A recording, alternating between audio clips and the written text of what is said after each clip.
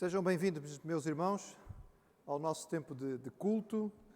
Que bom que nós podemos estar juntos neste lindo dia de primavera, não é? Às vezes o tempo ainda não tem acompanhado muito, mas hoje está um lindo dia de sol e nós damos graças ao Senhor por isto.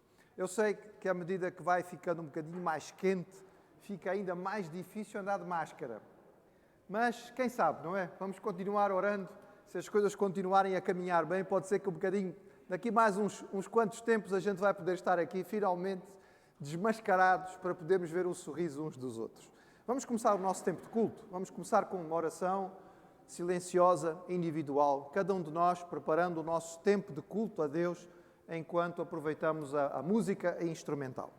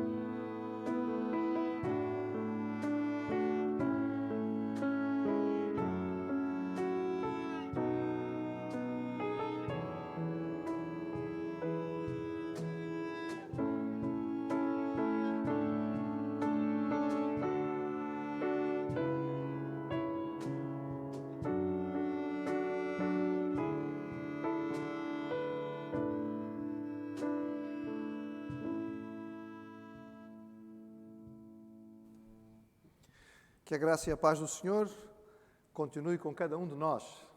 É bom entrarmos na presença do Senhor com alegria, com cânticos de adoração e de louvor, e é bom nós entrarmos na presença do Senhor com corações gratos, reconhecendo o cuidado do Senhor, reconhecendo a maneira como Ele toma conta de nós e como Ele nos ouve as nossas orações e atende o nosso clamor. Vamos ler a palavra do Senhor, segundo o salmista escreveu, no Salmo 124. Vamos fazer esta leitura de pé, de forma responsiva, reconhecendo o nosso socorro que está no Senhor. E diz assim a palavra de Deus: se não fora o Senhor que esteve ao nosso lado, ora, diga Israel. Se não fora o Senhor que esteve ao nosso lado, quando os homens se levantaram contra nós, eles nos teriam tragado vivos. Quando a sua ira se acendeu contra nós, as águas nos teriam submergido e a torrente teria passado sobre nós. Sim, as águas impetuosas teriam passado sobre nós. Bendito seja o Senhor, que não nos entregou como presa aos dentes deles. Escapamos como um pássaro do laço dos passarinheiros. O laço quebrou-se e nós escapamos. O nosso socorro está no nome do Senhor, que fez os céus e a terra. Amém?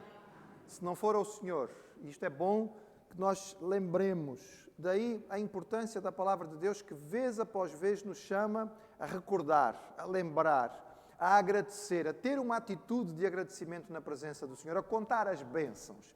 E é isso que nós vamos fazer agora enquanto cantamos. E eu convido o irmão, enquanto canta, a ir, porque nós já conhecemos o cântico tão bem, enquanto cantamos e dizemos isto ao Senhor no nosso cântico, também vamos recordando de alguma maneira as bênçãos que o Senhor tem nos dado e os motivos que nós temos de agradecer.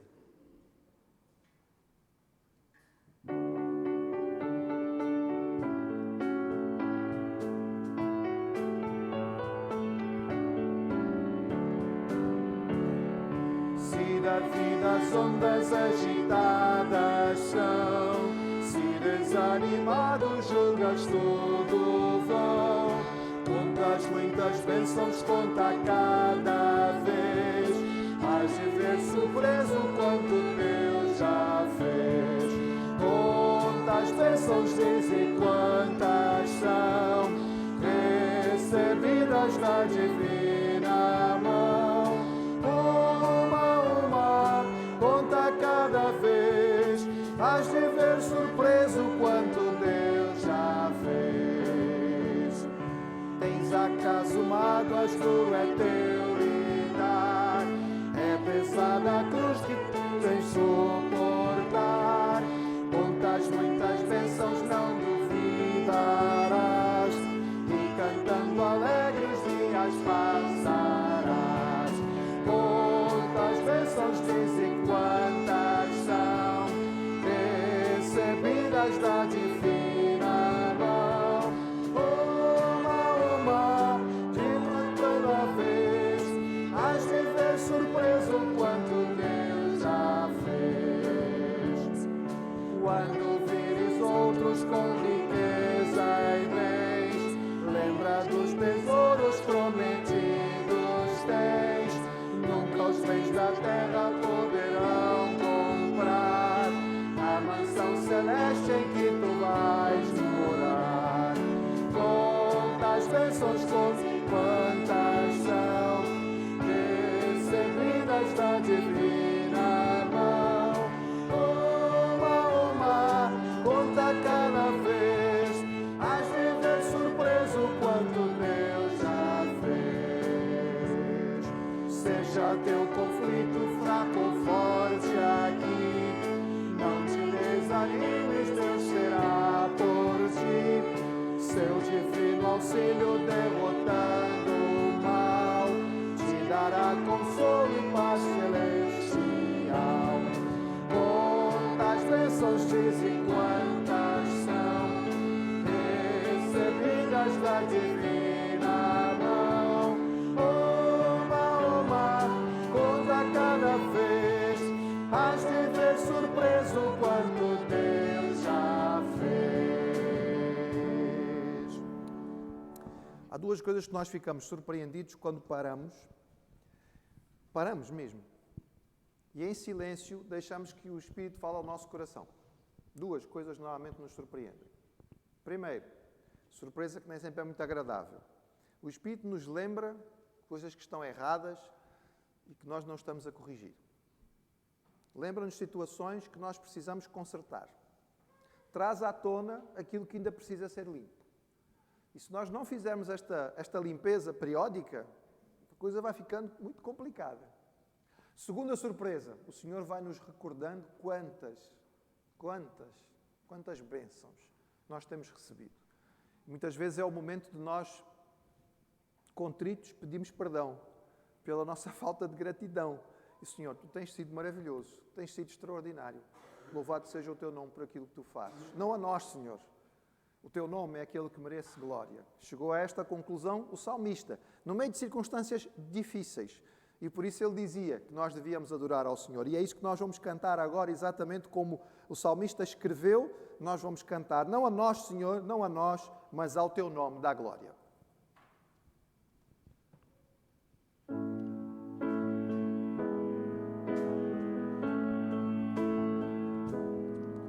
Não a nós, Senhor, não a nós, Senhor, mas ao Teu nome dá glória, por amor da Tua misericórdia e da Tua fidelidade.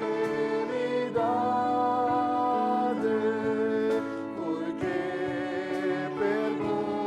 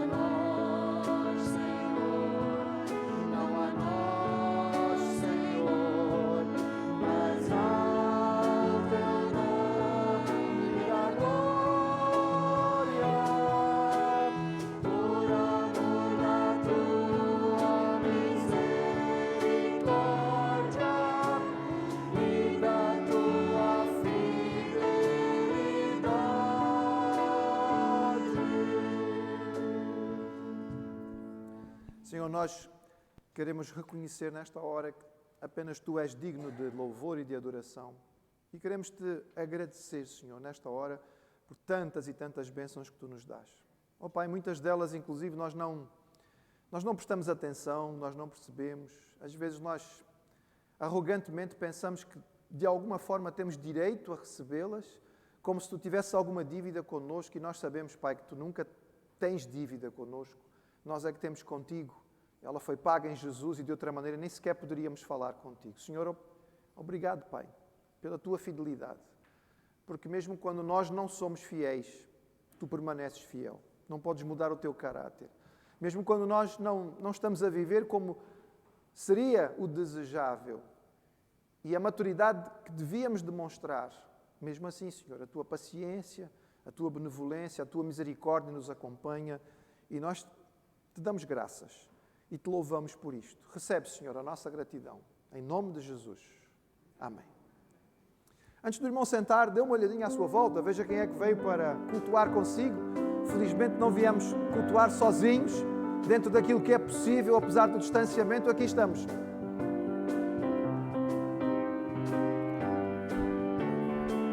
E nós cantamos: visitante, seja bem-vindo, Sua presença é um prazer. Com Jesus estamos dizendo, esta igreja ama você. Visitante, seja bem-vindo, Sua presença é o prazer. Com Jesus estamos dizendo, esta igreja ama você. Os irmãos podem sentar-se. Já visitou alguma igreja onde você entrou, saiu e ninguém lhe deu nenhum passou bem? Já aconteceu consigo? Comigo já aconteceu. Já fui à igreja e olha, ia arrumadinho, não é? Bíblia na mão, com todo o ar de quem era irmão em Cristo. Entrei, sentei, assisti o culto, fui-me embora e ninguém me disse nem como está, quem é você. E confesso que não fiquei com muita vontade de voltar lá. E nós não queremos que aconteça isso na nossa igreja, amém? Então, irmão, olhe à sua volta, veja, se você identificou o visitante como membro da igreja, é sua responsabilidade, é nossa responsabilidade.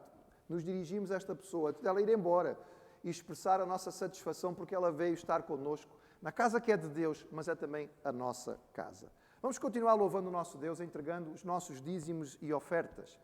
Enquanto os nossos diáconos fazem a recolha, eu espero que haja diáconos para isso. Enquanto isso, nós vamos continuar agradecendo ao Senhor, porque entre todas as bênçãos que nós temos que dar a Ele gratidão, há uma que está sempre acima de todas, a nossa salvação. Oh, que maravilha! Cristo, minha alma, salvou. Cantemos ao Senhor.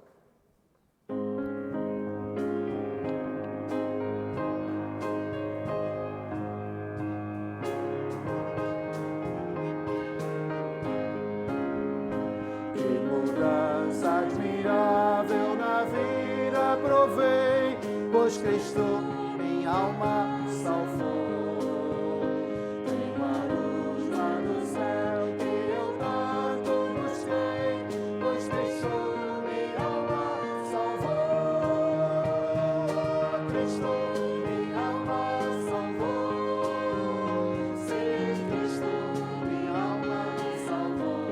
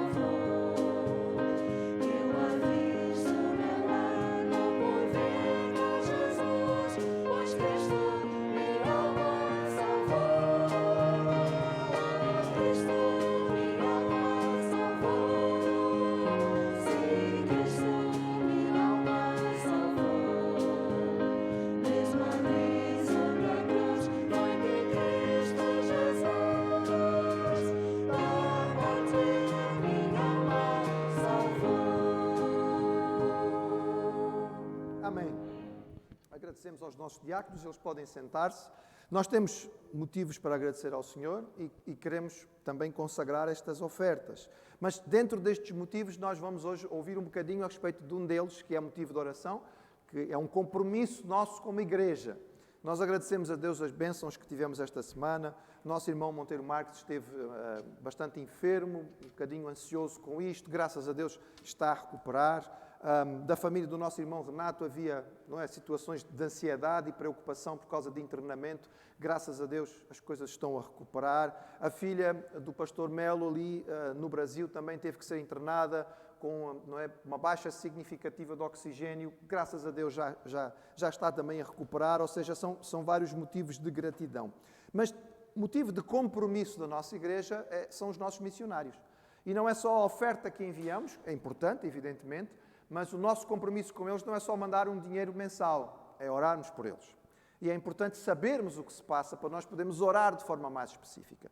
Então vamos ouvir o nosso irmão Ricardo, que tem esta ligação um bocadinho maior, porque ele esteve lá, não é? E foi através dele que nós adotamos estes 2 pastores ali no Camboja, e o Ricardo vai nos trazer alguma informação do que temos recebido da parte do pastor Ri e do pastor Ter.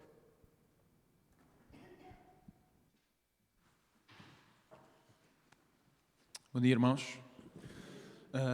É bom estar aqui, mais uma vez, falar com os irmãos sobre o compromisso, como o pastor já disse, que nós assumimos para com estes pastores. Fazendo um pouco de resumo, nós começámos este projeto em 2017, que foi o ano em que eu pessoalmente fiz a viagem ao Camboja, no Sudeste Asiático. Vou pedir ao André para ir passando. Relembrando um bocadinho aquilo que era feito, nós saímos daqui, ou eu saí daqui, apoiado pelos irmãos, financeiramente e em oração, com o compromisso de escolher um obreiro nativo o qual apoiar financeiramente e em oração para que ele pudesse fazer o trabalho do Senhor ali no Camboja.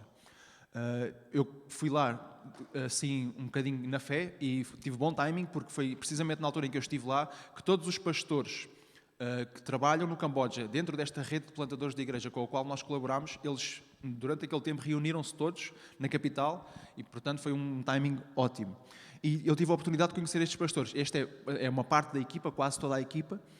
Vocês conseguem me ver ali no canto superior direito, e eu conheci estes pastores pessoalmente, ouvi o trabalho que eles estão a fazer, percebi um bocadinho da realidade que eles vivem diariamente em termos de ministério, e ao falar com eles eu tive a noção de que com o orçamento que nós tínhamos preparado era possível apoiar não um pastor, mas 2.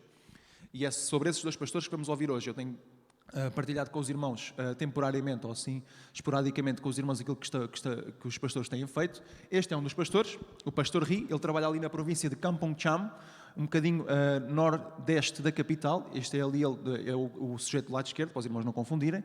E o relatório que nós temos dos pastores, eu seleciono aquilo que é o mais importante, não poderia estar aqui a dar a informação toda aos irmãos, mas eles têm sempre histórias interessantes para contar do ministério. Então vou pedir ao André que passe. Assim, a história mais saliente que eu vi do pastor Ri nos últimos meses é a sua interação com a sua mãe. Ele vem de uma família que não é crente, a mãe dele não é crente, é uma senhora já idosa, mas ele conta-nos com muita alegria que, durante um dos cultos que ele realiza na sua casa, ele teve a oportunidade de ver a sua mãe orar por 2 anciãos da igreja, por 2 pessoas já com uma certa idade da sua comunidade, e ele teve a bênção de ver estas pessoas melhorarem por causa da oração da sua mãe. E ele percebeu que este ato da sua mãe, esta oração respondida, encorajou muito a mãe dele. Fez com que a mãe dele se aproximasse do Senhor. E isto foi um grande motivo de oração e de alegria para o pastor Ri. Ele diz, não mude já, isto são palavras do pastor Ri, traduzidas do inglês que chega até mim e eu traduzo para português. Ele diz que a minha mãe, que é tão velha, orou por os 2 anciãos que estavam com tonturas e eles melhoraram. Desde aquele dia, a minha mãe sempre ora pelos membros da igreja quando eles ficam doentes. Agradeço a Deus por ele fortalecer a minha mãe. Outra notícia que o pastor Ri nos traz tem a ver com a situação do Covid. E agora sim, ele partilha connosco também esta dificuldade, não só as bênçãos, mas também as dificuldades. Ele diz que muitas pessoas na nossa comunidade testaram positivo para a Covid-19. É por isso que o chefe da nossa aldeia não permite que nós nos juntemos em grupo. Mas agradecemos a Deus por ter a oportunidade de visitar os membros da igreja nas suas casas. Ou seja, ele passou do ministério de culto na sua casa para passar a fazer mais visitação por causa de toda esta situação, e ele pede oração também por isto. Temos também o pastor Ter. E o pastor Ter foi uma longa história, como eu o conheci, porque ele não estava inicialmente na equipa que eu conheci, que vieram à capital. Ele trabalhava na província de Preah-Vihear, que fica bem no norte do Camboja, e eu só tinha ouvido falar dele. Eu sabia que era ele que estava lá a trabalhar, mas ele não podia chegar à capital porque ele estava doente.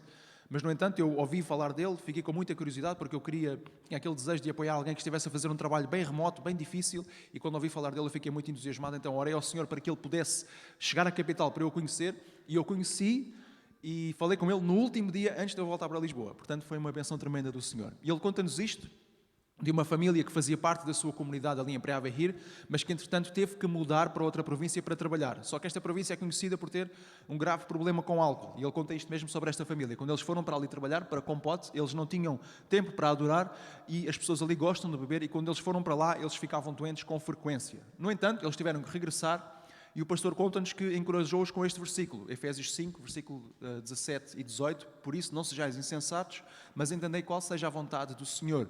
E não vos embriagueis com vinho em que há contenda, mas enchei-vos do Espírito. E ele conta-nos que depois de interagir com esta família, que eles acabaram por voltar e agora mudaram o seu estilo de vida e estão também em adoração ao Senhor. A mesma dificuldade, por causa desta situação da pandemia, é partilhada aqui com o pastor Ter. Ele conta-nos que é difícil partilhar o Evangelho por causa do Covid, mas a igreja que ele dirige tem adotado uma postura mais de pequenos grupos, ou seja, na casa das pessoas, e as pessoas têm adorado. Ele faz visitação esporádica para liderar alguns destes grupos, mas ele conta-nos que os irmãos têm sido fiéis na adoração e no estudo da palavra em pequenos grupos. Estes são os dois pastores que nós apoiamos, mas eu não podia deixar de contar aos irmãos, porque eu recebo informação de todos eles. Eles partilham informação de todos os pastores, de toda a equipa, tudo o que está a acontecer, mas eu trago para os irmãos aquilo que nós apoiamos mais especificamente. Mas eu não podia deixar de contar isto que chegou até mim em termos de informação. O pastor Chin Ho, que é o líder destes dois homens que os irmãos acabaram de ouvir de falar, o líder de toda a rede de plantadores da igreja, ele teve um acidente de moto e teve uma fratura grave no braço, em 2 sítios. Mas, graças a Deus, a notícia que ele traz, passado alguns meses deste acidente, ele diz que parece que os ossos quebrados no meu braço e ombros estão a sarar bem, mas que os médicos disseram que levaria muito tempo até que pudessem confirmar que tudo estava bem. Devo ter cuidado e não andar de moto. Portanto, o pastor passou este acidente, mas ficamos felizes e alegres por haver melhoria. Outra história que eu queria trazer aos irmãos, uma história fantástica, eu recebo histórias sempre muito emocionantes, eu fiz questão de trazer esta aos irmãos. O pastor Chin Ho, já quando eu lá estive, em 2017, ele falou-me do sonho que ele tinha, do desejo de criar um centro de treinamento, de formação e de formação para vocação profissional ali na província de Mondulkiri. Ele queria criar ali uma espécie de grande centro de treino teológico e vocacional. E esse projeto tem sido desenvolvido, está a começar devagarinho, mas está a ser desenvolvido. E o objetivo do projeto era precisamente ter impacto em todos os países do Camboja, ali do Sudeste Asiático, todas as províncias do Camboja, mas também alcançar as comunidades locais, que são comunidades indígenas, que são comunidades que estão longe da civilização, digamos assim, vivem de uma forma mais rural, mais primitiva, e ele também tinha o objetivo de alcançar estas comunidades. E ele, neste contexto, ele conta-nos a história da conversão de uma família. Neste centro que ele fundou, que ele começou, uma das professoras que fazia parte desta comunidade indígena começou a trabalhar, converteu-se ao Senhor e começou a trabalhar como professora neste centro. Acontece que, por causa da sua conversão, ela foi expulsa de casa por ser cristã, por ser convertida. A religião oficial no Camboja é o budismo, mas sabemos que este budismo é também muito mesclado com as religiões locais, com o animismo, com a adoração dos espíritos da natureza, etc, etc. E ela foi expulsa de casa por causa disto. E ela foi expulsa de casa porque, entretanto, a sua mãe, a mãe desta jovem, ficou doente. E os irmãos não conseguem ver, mas esta fotografia é a mãe desta jovem e não dá para ver bem, mas ali no pé esquerdo tem uma ferida muito feia e por causa disto a sua mãe ficou doente e incapacitada de trabalhar, tinha febres, tinha muitos problemas, muitas sequelas e eles culpavam a conversão da sua filha por causa desta doença.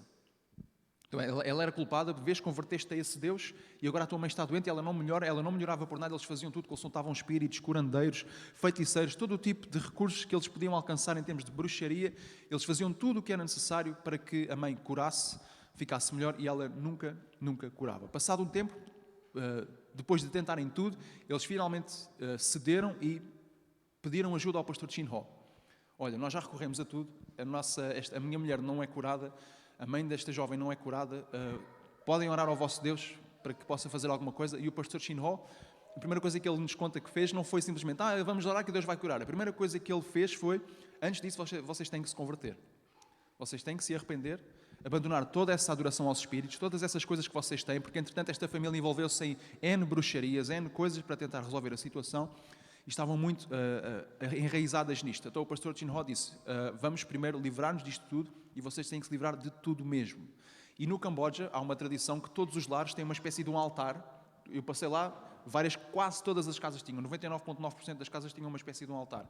E o pastor Chin Ho disse, até deste altar que toda a gente tem, vocês vão ter que se livrar disto.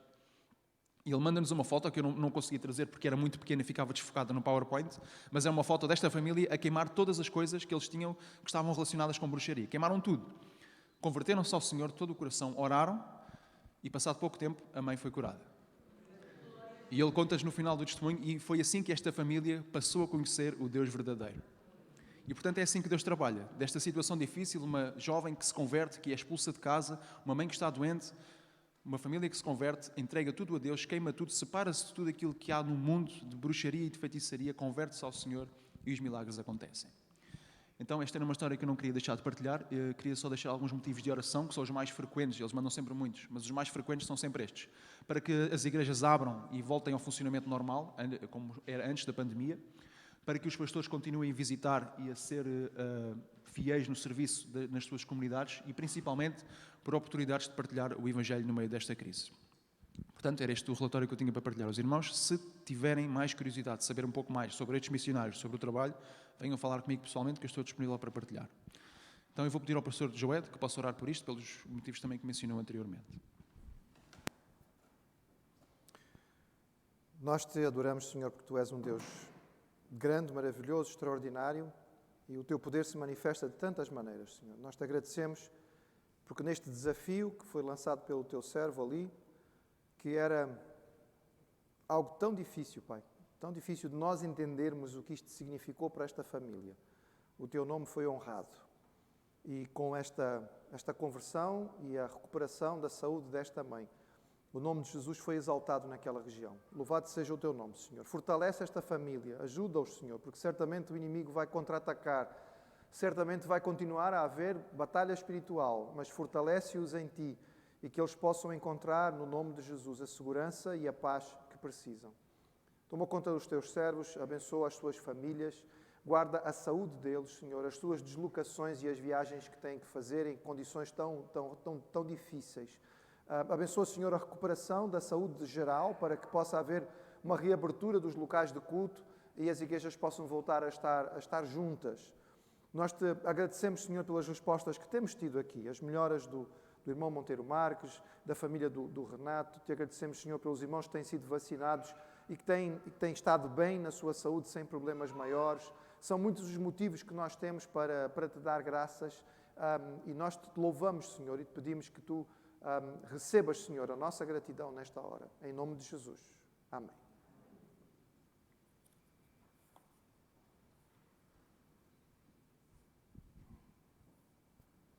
Fast food. Expressão inglesa, mas como tantas outras expressões inglesas que passou a fazer parte da nossa linguagem habitual, mesmo em português. Mesmo as pessoas que não falam inglês, mesmo as pessoas de um pouco mais de idade, hoje em dia sabem que fast food significa um lugar onde se come rápido, ou seja, a comida é feita depressa. Fast food basicamente significa comida rápida, não é? Ou seja, se você não quer esperar, sim, se você quiser comer bem, normalmente tem que esperar um bocadinho, que a comida boa demora para ser feita. Mas se você tem muita pressa, não é? E nós andamos sempre a correr de um lado para o outro, na hora do almoço saímos, se não levamos uma marmita de casa, não podemos sentar e ficar à espera que o cozinheiro prepare um bom prato. Então tem que ser rápido, é pegar, receber, passados minutos sentar e comer. Nós vivemos hoje numa cultura de fast food. Tudo tem que ser rápido, instantâneo. Comunicação instantânea. O telemóvel não respondeu imediatamente. A net não entrou imediatamente, nós já ficamos nervosos, já começamos a apertar outra vez, não é? Porque que isto não está a funcionar? Porque que eu não estou com rede? Não vou trocar Vou trocar de fornecedor porque isto não está a ser suficientemente rápido. É interessante, irmãos, nós percebemos o que é que tem acontecido connosco geral, com a nossa cultura. Nós achamos que temos o direito de ter uma resposta pronta e rápida. Nós achamos que temos o direito. Passou a ser algo que nós achamos como obrigatório. E quando a resposta não é imediata, nós nos sentimos privados dos nossos direitos. Alguém está-nos a impedir alguma coisa. Então, mas ainda não me serviram. Mas isto ainda não chegou. Como assim eu estou aqui a tentar e a comunicação ainda não foi feita? Como é que ainda não chegou a mensagem, o arquivo que eu enviei? Nós nos sentimos praticamente ofendidos, desrespeitados, porque isto tinha que ser na hora que eu queria. E esta é uma posição extremamente recente. Ela é moderna, irmãos, ela é contemporânea. Não precisamos ir muito tempo atrás. Não precisamos ir pouquinho tempo atrás. Há décadas apenas, a mentalidade era outra. Porque as coisas não funcionavam com esta velocidade. Certamente alguns irmãos aqui ainda devem se lembrar no tempo que os telefones, não estou a falar de telemóvel, telefone fixo, nem sequer uma coisa assim tão comum. Não eram todas as pessoas que tinham telefone. Lembram-se, irmãos? Havia tempo em que, dependendo das localidades, havia um ou outro lugar onde havia telefone. E era aquela pessoa que recebia as mensagens para a vila inteira. E quando alguém precisava telefonar, tinha aqui na casa do seu João ou da Dona Maria para poder fazer a ligação, porque não toda a gente tinha telefone em casa. Agora, todos os elementos da casa têm um ou mais telemóveis. Isto não tem sido bom para nós, irmãos. Não. Porque isto tem mudado a nossa forma de encarar muitas coisas e tem afetado a nossa vida espiritual. Porque nós passamos a achar que Deus é uma espécie de filial do McDonald's. Ele tem que responder rápido às nossas orações. Como assim? Eu já orei 2 vezes e ainda não recebi nada. Deus ainda não respondeu. Isto ainda não aconteceu. Mas a palavra do Senhor nos ensina sobre uma forma bem diferente de encarar a vida cristã e a oração. Paulo vinha instruindo os crentes em Colossos. Nós estamos quase a terminar a carta aos Colossenses, não é? Ele falou sobre a vida do alto, que nós tínhamos que ter a nossa vida centrada nas coisas de cima. Ele falou das características gerais desta vida. Ele depois aplicou esses grandes princípios de uma forma bem concreta à vida familiar e à vida do trabalho. Ele colocou uma cara nos princípios que ele tinha apresentado, e ele termina esta parte de exortação, antes das saudações finais, ele termina com 2 exortações principais. Abra aí, Colossenses capítulo 4. No versículo 2 em diante, até ao versículo 6, na nossa divisão do texto, claro, Paulo não fez esta divisão, nós a fazemos, ele diz assim, Colossenses 4, 2 a 6. Perseverai na oração, vigiando com ações de graças. Suplicai ao mesmo tempo também por nós, para que Deus nos abra a porta, a fim de falarmos do mistério de Cristo, pelo qual também estou algemado, para que eu o manifeste como devo fazer. Portai-vos com sabedoria para os que estão de fora. Aproveitai as oportunidades. A vossa palavra seja sempre agradável, temperada com sal, para saberdes como deveis responder a cada um. Senhor, é a tua palavra e nós precisamos que o teu Espírito fale connosco. Em nome de Jesus, nós te pedimos que todo o impedimento que possa existir nas nossas mentes ou no nosso espírito, Senhor, seja retirado, para que tu possas falar aquilo que tu queres e nós possamos entender o teu recado. Pedimos em nome de Jesus. Amém. Perseverai em oração. Nós sabemos que Paulo não organizou necessariamente os seus ensinamentos pelo valor ou pela importância dos temas, porque senão a oração teria sido colocada como primeira. Ele dava esta importância sempre. A oração é essencial à vida do crente. É como a respiração espiritual. É a nossa principal fonte de comunhão com o Senhor. É um dos meios maravilhosos de revelação e adoração. A nossa maior arma na batalha espiritual. O texto, digamos, parente deste texto, o texto irmão deste, na carta aos Efésios, coloca esta ênfase no fim da armadura de Deus. Há uma armadura para a batalha espiritual e no fim ele encaixa a oração como parte desta armadura. Nós precisamos da oração. Ela é essencial para nós podermos vencer esta batalha espiritual, batalha pela nossa mente, batalha pela nossa vida, pelo nosso coração. Então nós sabemos o quanto Paulo achava isto importante. Numa das suas primeiras cartas, pode até ser da primeira, não temos a certeza, mas numa das suas primeiras cartas, a primeira carta aos Tessalonicenses, ele dava aquela orientação que inclusive às vezes é difícil de perceber, né? Orai sem cessar. Não posso passar o dia inteiro de joelhos a orar, Paulo, eu tenho que ir trabalhar, não é? Paulo não estava a falar sobre a oração em termos, não é do momento de oração, ele estava a falar da atitude de oração. Ele dizia, mantenham uma atitude de oração. A vossa mente está ligada ao Senhor, não é? O Antigo Testamento dizia que o temor do Senhor é princípio da sabedoria. O temor do Senhor, a consciência da presença de Deus. Orai sem cessar.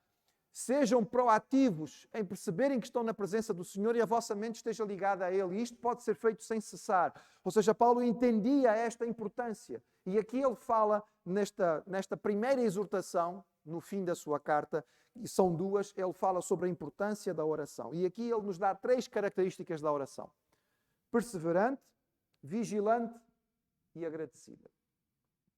Perseverante. Irmãos, a vida de oração é uma maratona, não é uma corrida de 100 metros. Infelizmente, por causa da nossa mentalidade de fast food, nós queremos que as coisas aconteçam rápido. E muitos crentes não são capazes de perseverar na oração. A ideia da palavra original que está aqui é agarra e não solta. Este perseverar, a ideia que ele tem é essa. Agarra e não solta mais, né? Segura bem, fica firme naquilo que lhe é dado. Paulo está a dar aqui a ideia que tem a ver com paciência, com resiliência, com resistência, com força. Ele está a pedir aos crentes em Colossos: as vossas orações não devem ser hesitantes, não devem ser duvidosas. As vossas orações não devem ser intermitentes. Elas precisam ser constantes, elas precisam ser maduras, elas precisam ser pacientes. Paulo está a falar sobre a assiduidade da oração. Um crente que entende de oração sabe que a oração não pode ser feita só na hora do aperto, só na hora da angústia, só na hora da dificuldade. Jesus contou uma parábola muito interessante, está lá em Lucas capítulo 18, a respeito do dever. Jesus ensinou assim: o dever de orar sempre e nunca desfalecer. Ele diz que havia uma viúva num local e ela não tinha quem protegesse a sua causa. Ela não tinha marido, não tinha filhos, não tinha já parentes, homens que pudessem interceder por ela. Era ela que tinha tratado a sua própria vida. E havia um juiz com quem ela tinha que tratar o seu caso. Mas o juiz era ruim, era corrupto, era iníquo. Este juiz só fazia as coisas depois que o dinheiro passava por baixo da mesa. E ela não tinha dinheiro para poder pagar. Mas o que é que ela fazia? Ela insistia. Todo dia de manhã, assim que ele abria o store da janela, olhava lá para fora, estava ela na porta da casa.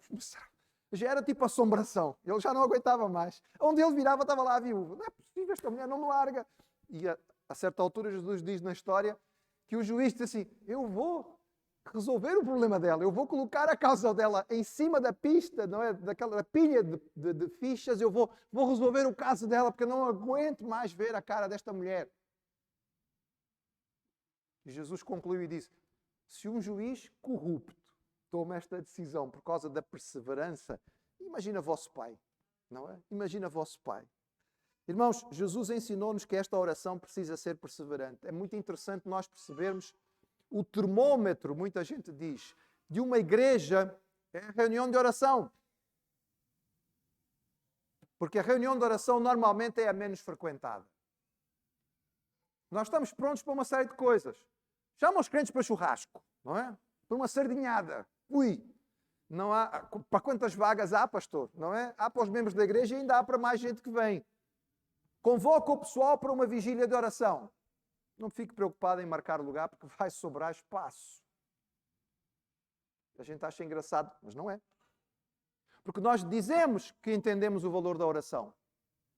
Mas depois a forma como nós reagimos às oportunidades de oração expressam a verdade daquilo que realmente nós pensamos sobre a oração. Não quero constranger nenhum irmão. Mas nós temos reunião de oração na nossa igreja. E eu achei muito interessante que quando veio a pandemia, nós não podíamos mais nos reunir. A nossa reunião de oração costumava ser domingo às 9 da manhã. Era a primeira atividade da igreja. E normalmente o grupo era muito pequeno. 5, 6, 10... O dia que a gente tinha umas 15 pessoas na reunião de oração, não é? Os irmãos aqui que participavam sabem disso. O dia que a gente tinha umas 15 pessoas na reunião de oração, saíamos a... Oh, que boa, a reunião de oração hoje foi boa. 15 pessoas! Quando a nossa frequência dominical era de 300 pessoas, contando os 2 cultos. 15 pessoas em 300 vieram à reunião de oração. Mas aí o que é que aconteceu? Veio a pandemia, a angústia, o medo, a preocupação. Como é que vamos fazer a reunião de oração? Através do Zoom. E as primeiras semanas, irmãos, ali os primeiros 2 meses da reunião de oração pelo Zoom, era tanto telefone e tanto computador, não é? Não cabia numa tela só, tinha que virar 2, 3 telas, que era para poder ver toda a gente. Era uma maravilha. Tínhamos 30 e tal pessoas ligadas assistindo a reunião de oração. A pandemia foi passando, não é? Já não é grande novidade. E a reunião de oração foi diminuindo, irmãos. Assim, nem é preciso deslocar-se mais. Nem é preciso vir à igreja. Nem há desculpa de dizer, mas pastor, 9 da manhã, no domingo, é difícil. Não, você está em casa, à meia da tarde, já almoçou com calma, tem toda a tranquilidade, é só ligar para poder participar da reunião de oração, mas a reunião foi A gente brinca, ela foi esmilinguindo, ela foi ficando cada vez mais pequenina. Repito, eu não quero constranger nenhum irmão, mas quando nós dizemos que entendemos a verdade da importância da oração, a nossa participação explica isto. E Paulo dizia a estes crentes, perseverai, sejam persistentes, sejam assíduos, sejam contínuos. É claro que é provável que ele tenha na sua mente a ideia do silêncio do céu, porque todos nós experimentamos momentos em que parece que o céu está silencioso. Irmãos, nessa hora é que nós precisamos ficar mais firmes. E é o apelo que ele faz. Faz para os crentes de Colossos, faz para os crentes da Terceira Igreja Batista de Lisboa. Mas a oração era perseverante e era vigilante. Não é? A ideia que ele dá aqui, perseverai vigiando. A ideia do vigiando aqui é a ideia do acordado. A vossa oração tem que ser uma oração ativa. Não pode ser uma oração sonolenta. Não pode ser uma oração no automático. Não pode ser reza. Você não pode estar presente só de corpo. E é possível? Claro que é. Claro que é. E o irmão sabe, eu também sei. Porque todos nós somos culpados de já ter participado no culto ao Senhor nesse modo que não é vigilante. Nós queremos que Deus esteja presente e ativo, mas às vezes nem nós estamos presentes. Nós viemos cumprir calendário. Nós pusemos o dedinho na entrada, não é? Ou fomos testados na entrada para confirmar que nós estamos aqui. Mas a nossa mente não chegou. O nosso coração não veio. O nosso corpo está aqui. Mas nós não estamos sedentos para perceber o que é que Deus quer me dizer. Deus vai falar. Deus vai falar. Eu quero ouvir. Eu vou falar e Deus vai receber a minha adoração. Não, nos acostumamos. Tornou-se habitual, familiar. E Paulo diz aos crentes de Colossos, perseverai numa oração, que é uma oração ativa, vigilante. Não quero que vocês estejam a dormir. Não sei se ele tinha em mente aquele episódio do Getsemane. Jesus foi orar com os seus discípulos, é verdade, já devia ser talvez de madrugada, não é? E os discípulos tinham tomado compromissos tão sérios. Eles tinham dito, Pedro tinha dito, Senhor, eu por ti estou pronto a morrer. Jesus não pediu para ele morrer por ele, pediu para ele orar. Jesus foi ali orar, quando Jesus voltou, Pedro estava roncando. Não sei, isso aí é a interpretação de cada um, mas eu acho que Pedro devia roncar alto. Diz o texto que, voltando para os seus discípulos, achou-os adormecidos e disse a Pedro, veja o pormenor, a Pedro, está lá em Mateus 26, a Pedro, nem uma hora pudeste velar comigo? Então não era você, estou pronto para morrer, Senhor. Estou aqui, venha o que vier. Mas você quer morrer por mim, Pedro? Não é capaz de orar uma hora. Eu estou ali em angústia, orando pelos pecados da humanidade. Eu vou carregar o peso da humanidade e você não consegue me ajudar em intercessão uma horinha. Diz que vai morrer por mim. Perseverai numa oração que seja acordada, que esteja desperta. Não tem a ver com o tamanho da oração, irmãos, não tem a ver com repetição, não tem a ver com reza, tem a ver com a minha presença verdadeira. Eu estou ali, eu estou realmente junto com os meus irmãos.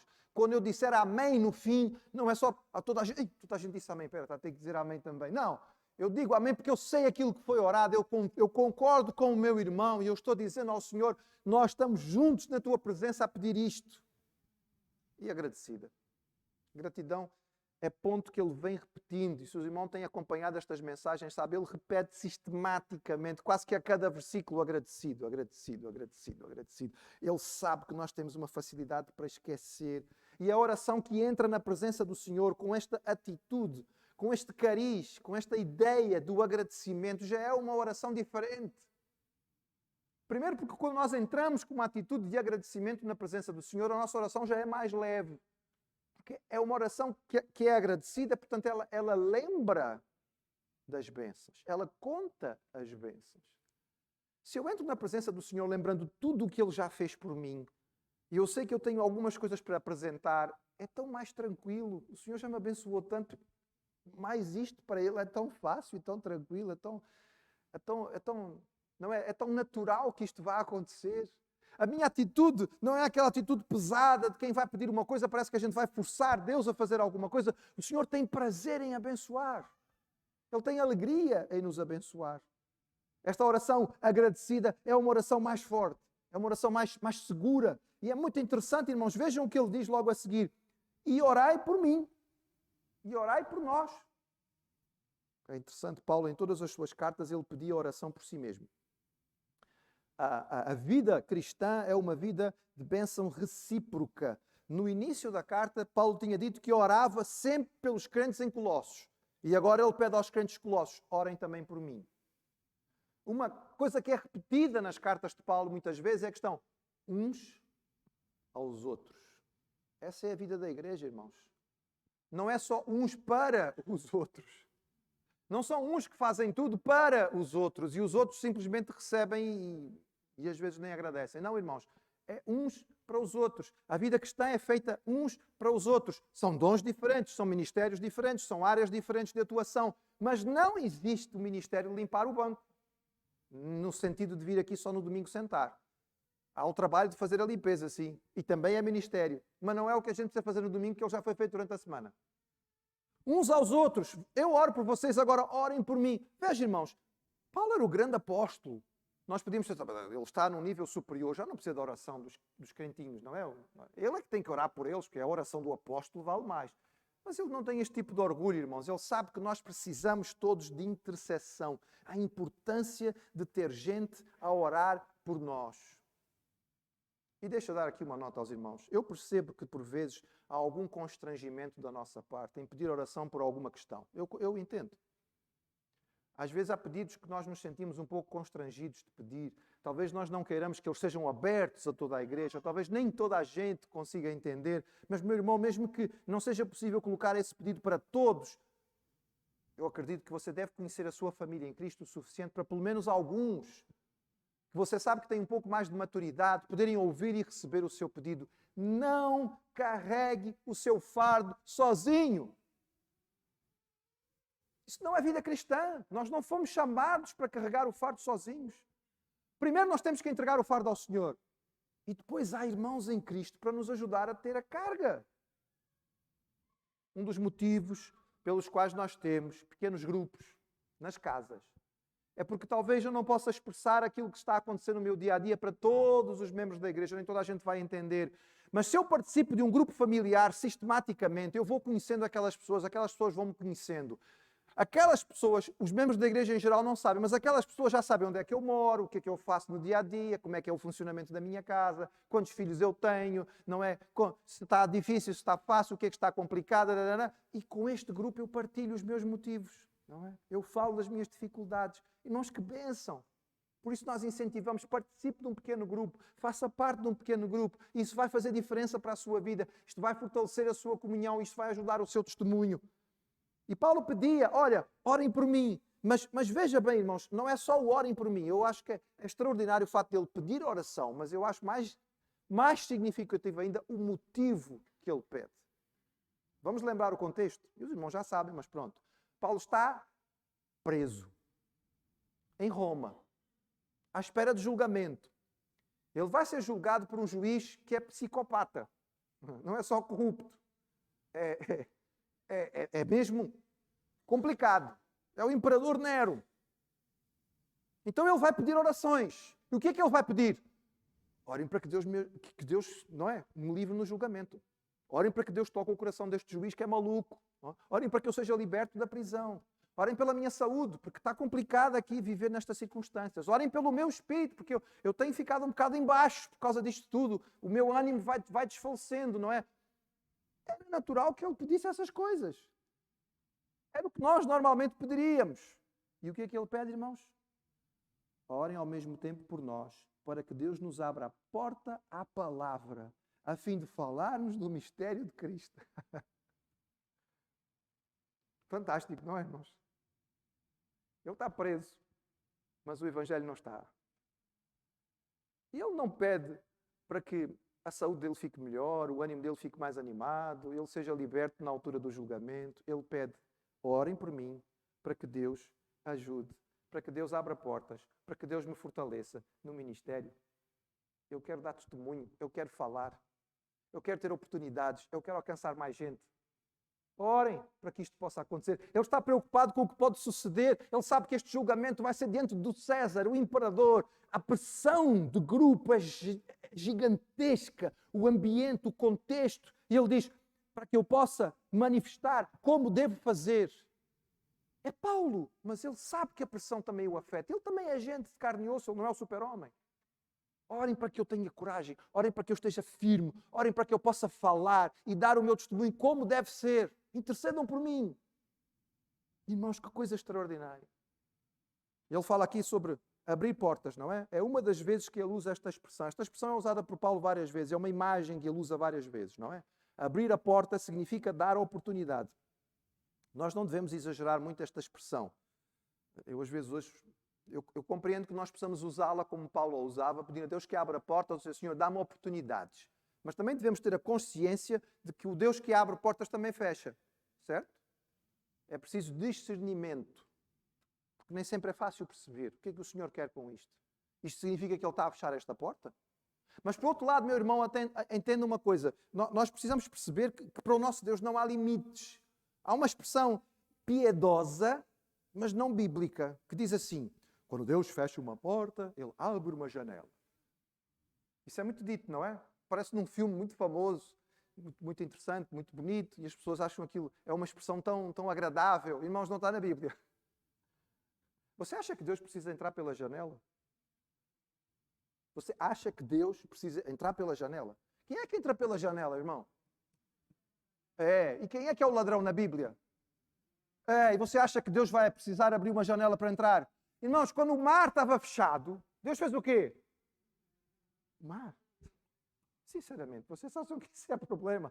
Abra aí um corredor. Abre o mar, abre um corredor. Podem passar à vontade, fiquem tranquilos. Não é? O mar não é problema para o Senhor. O irmão acha que uma porta fechada é. Então não exageremos nesta expressão, mas entendamos o que é que ele está a querer dizer. Ele está a querer dizer, olha, Senhor, dá-me oportunidades. Dá-me oportunidades. Dá-me a noção do que é que está a acontecer. Ajuda-me a entender, opa, é aqui.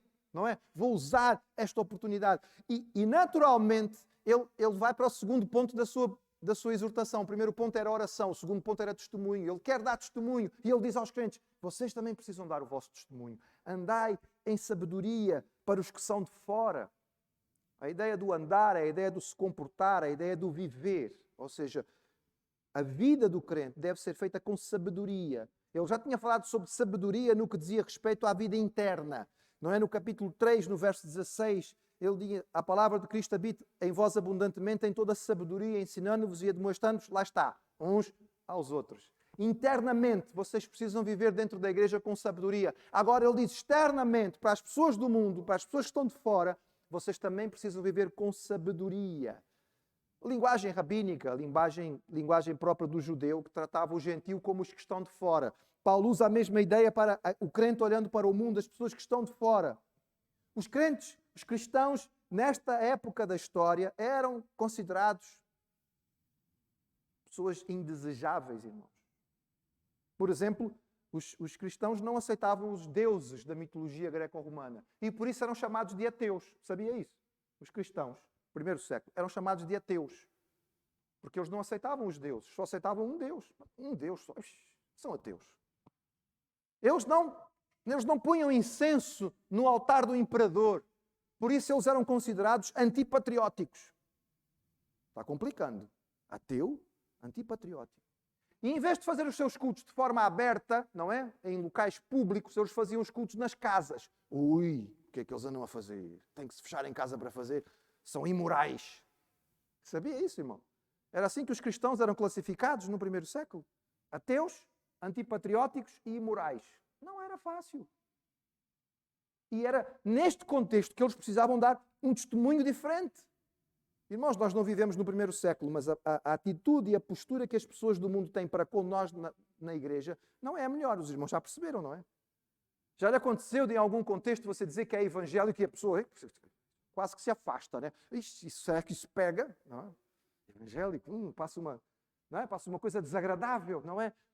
E como é que nós vamos responder? Vivam com sabedoria. Portem-se com sabedoria, ele diz aqui, remindo o tempo. A expressão é interessantíssima no original. No original, a ideia que está aí, e nas nossas Bíblias muitas vezes está aproveitando as oportunidades. E é uma tradução válida, sem dúvida nenhuma. Mas a palavra no original é a ideia do mercado. As pessoas iam no mercado e elas compravam naquele tempo. E quando se comprava-se através do regateio. Os mercados orientais tinham muito regatear, não é? Pede o preço, ele pede um preço, eu dou um outro preço mais baixo, e se discute ali meia hora. Se não houver pelo menos meia hora de discussão de preço, não valeu a compra, não é? Se você for ao mercado oriental, o sujeito pediu um preço, você paga logo, sem graça. Tem que haver aqui alguma tensão para podermos vender. Mas o que Paulo está a dizer aqui é, compre sem regatear. As oportunidades são muito valiosas. Não fique regateando. Adquira já, aproveite. É isto que ele está a querer dizer. Irmãos, remir o tempo é salvar o tempo, é resgatar o tempo. E se o tempo precisa ser salvo, é porque existe tempo perdido. E de certo modo Paulo está a dizer, não percam tempo. Tempo perdido, irmãos. Tempo perdido. No fim do filme A Lista de Schindler, há um episódio muito marcante. Schindler está indo embora, ele está fugindo porque os nazis estão a chegar. A guerra terminou, os judeus foram libertos. Todos aqueles judeus que ele ajudou a salvar estão agora do lado certo, ou seja, eles estão do lado dos que vão ser ajudados. E ele é considerado um criminoso de guerra, ele tem que fugir. E na hora de ele ir embora, os judeus se juntaram todos para poder dar uma última prenda a ele. E ele fica comovido com aquilo que ele está a receber. Eles, inclusive, escrevem um testemunho para dizer que ele lutou para que eles pudessem ser salvos. Ele começa a olhar aquelas pessoas todas à sua volta e as pessoas que ele salvou, de alguma maneira, com dinheiro, porque ele literalmente foi comprando aquelas pessoas. E, de repente, há uma coisa que parece que bate nele. Ele olha para o seu anel de ouro do partido, porque ele pertencia ao partido. E ele pega no anel e ele diz para o chefe daqueles judeus que estavam com ele, com este anel eu podia ter comprado mais 10. E ele olha para o carro, que é um Rolls Royce, onde ele vai fugir. Com este carro eu podia ter comprado mais 100. Irmãos, é uma cena que eu aprecio muitíssimo, que eu não consigo ver esta cena sem derramar lágrimas. De repente ele tem a consciência que ele perdeu a oportunidade. Ele podia ter sido instrumento de salvação demais. E ele começa a chorar angustiado. E ele é abraçado por um grande grupo de pessoas que estão a querer dizer, mas houve tantos que você salvou. Ele diz, mas eu podia ter feito mais. Paulo está a dizer aos Colossenses, não percam tempo. Não regateiem o tempo. Ele é precioso demais. Usem as oportunidades. Usem as oportunidades em casa. Seja uma bênção na sua casa. Marido, use a oportunidade para abençoar a sua esposa, para mostrar que você a ama. Esposa, use a oportunidade para que o seu marido sinta que é respeitado dentro de casa. Pais, usem as oportunidades para poder ensinar os vossos filhos nos caminhos do Senhor. E são tantas as oportunidades que surgem ao longo do dia. Filhos, usem as oportunidades para honrar os vossos pais, porque isso é agradável ao Senhor. Usemos as oportunidades que o Senhor nos dá no trabalho para ser testemunho para um colega, para um chefe, para aquela pessoa desagradável que está ali na nossa frente naquele momento. Usa a oportunidade para mostrar um caráter diferente. Usa a oportunidade que lhe é dada na igreja. Tantas áreas diferentes de ministério e nós ficamos às vezes sentados sem fazer nada. Há oportunidades. Usa as oportunidades. Paulo está a dizer aos crentes em Colossos, o tempo é curto, acaba num instante, a nossa vida passa depressa, remindo o tempo, salvando o tempo, aproveitando o tempo, vivendo com sabedoria. E ele termina dando uma ideia sobre a palavra. E que coisa interessante, ele diz, a vossa palavra seja graciosa, temperada. Sabe aquela comida, aquele tempero que você gosta mais? Normalmente é o tempero da mãe, né? Depende, depois de um tempo passa a ser o tempero da esposa. Aquele tempero que a gente... Não há tempero igual, não é? Eu quando quero comer bem, irmãos, eu como em casa. Eu não preciso ir ao restaurante para comer bem, irmãos.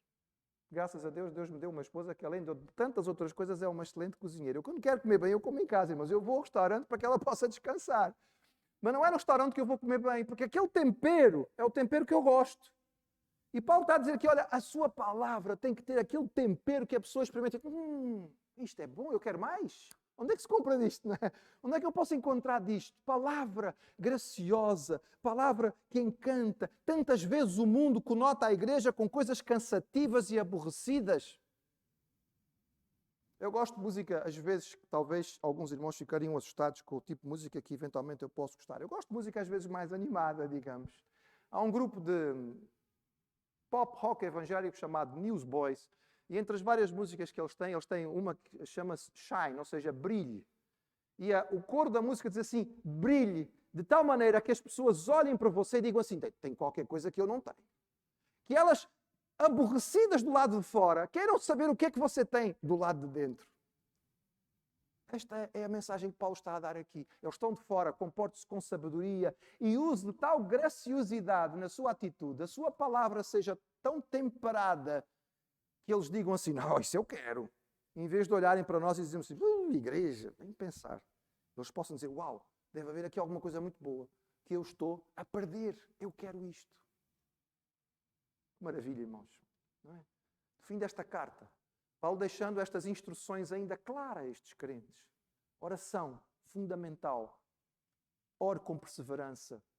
Ore com vigilância. Que o seu coração esteja presente e o Senhor sinta que você está ali. Ore com o coração agradecido e aproveite as oportunidades. Viva com sabedoria no meio das pessoas. Use os momentos que você tem em casa, no trabalho, na rua, no lazer, de tal maneira que a sua postura graciosa possa ganhar corações para o Senhor. Amém?